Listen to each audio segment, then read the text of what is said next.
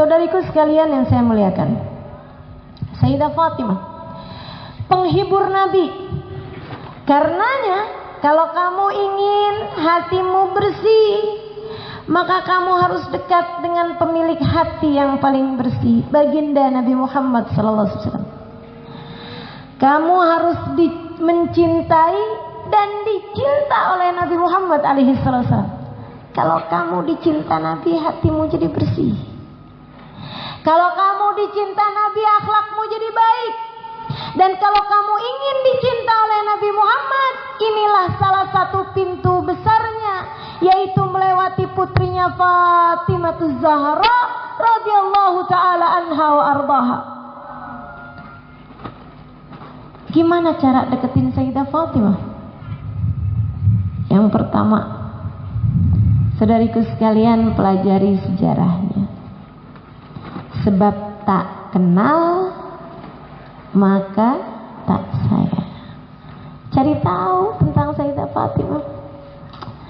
Sayyidah Fatimah tuh orangnya kayak gimana? Pelajari sejarahnya. Sayyidah Fatimah itu dapat julukan Al-Batul. Apa artinya? Al-Mutabattilah fil ibadah. Perempuan yang ibadahnya tidak pernah putus-putus.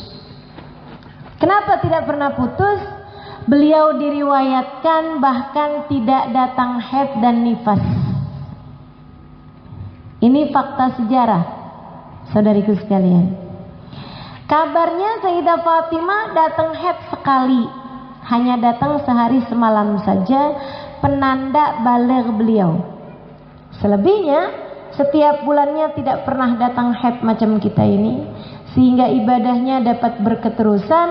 Pun beliau setiap kali sesudah melahirkan putra putrinya, ada 5 putra putrinya, Hasan, Husain, Muhsin, kemudian yang perempuan Zainab dan Ummu Kalthum.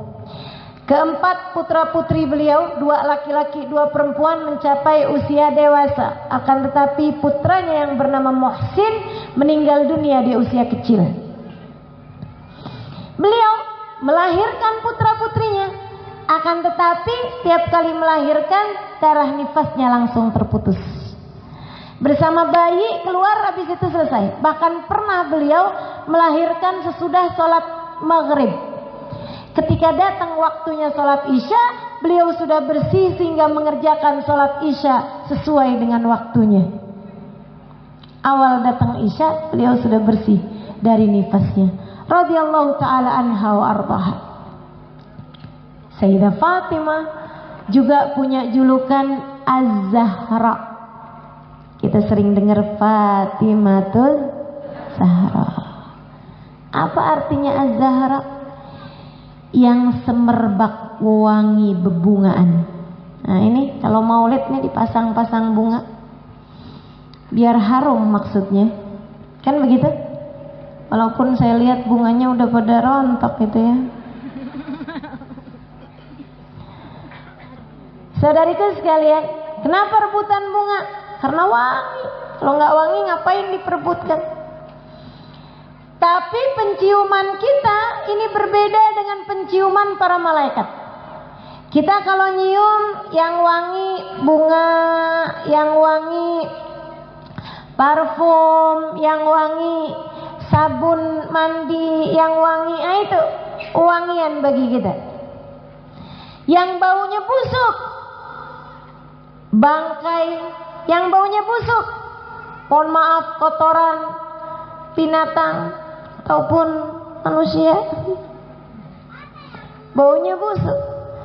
Saudara sekalian yang saya muliakan, malaikat langit juga ternyata mencium, tapi beda penciumannya. Malaikat langit mencium aroma ibadah. Malaikat langit mencium aroma ketaatan. Bukan hanya malaikat langit, maksud saya malaikat langit adalah malaikat yang berasal dari langit, sebab semua malaikat markasnya di langit.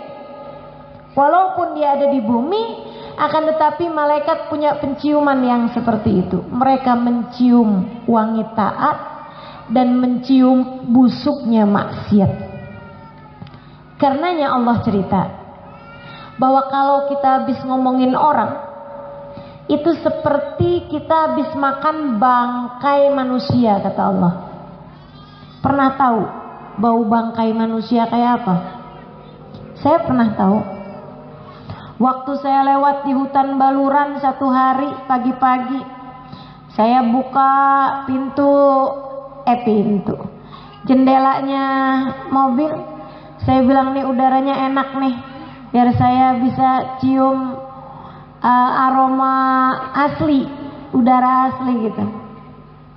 Teman-teman saya sekarang gak lama kemudian ada bau busuknya. Innalillahi wa inna ilaihi rajiun. Saya gak pernah cium bau lebih busuk daripada itu. Buru-buru kita tutup kaca-kacanya semua. Wah, hampir muntah saya saat tersebut dari busuknya bau yang tercium dari luar tersebut. Suami saya tanya, tahu nggak itu bau busuknya apa? Oh ya ibu-ibu, biar gini-gini saya punya suami.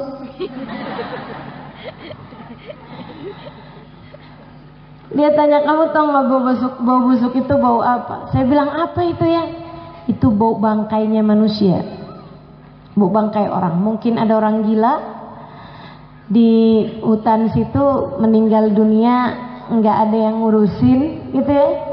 Gak tahuan di mana baunya sampai seperti itu. Ya Allah, Allah cerita kita kalau habis membicarakan aib orang kayak habis makan bangkainya itu loh, bangkai manusia, busuknya. Fala yaghtab ba'dukum ba'dha ayuhibbu ahadukum an ya'kula lahma akhihi maitan fakarihtumu. Janganlah seseorang di antara kalian membicarakan aib orang lain itu sama seperti makan bangkai daging saudara kalian sendiri. Gitu katanya Allah SWT dalam Al-Quran. Cuman alhamdulillahnya orang lain gak ada yang nyium.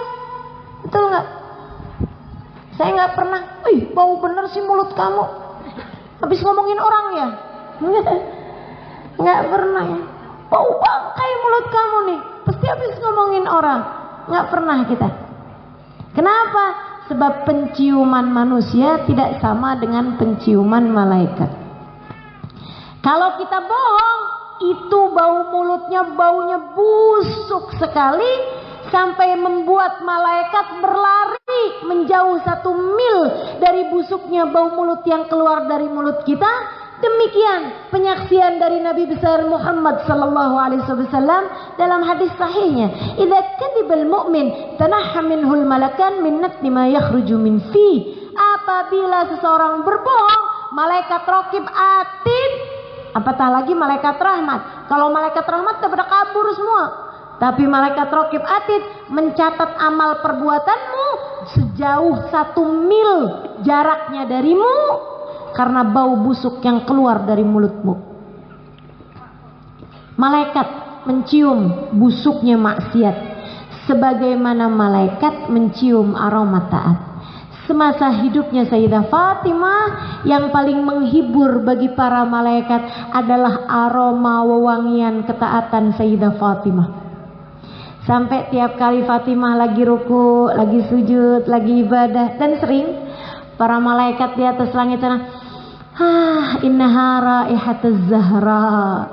Ini adalah wangiannya Sayyidah Fatimah Zahra.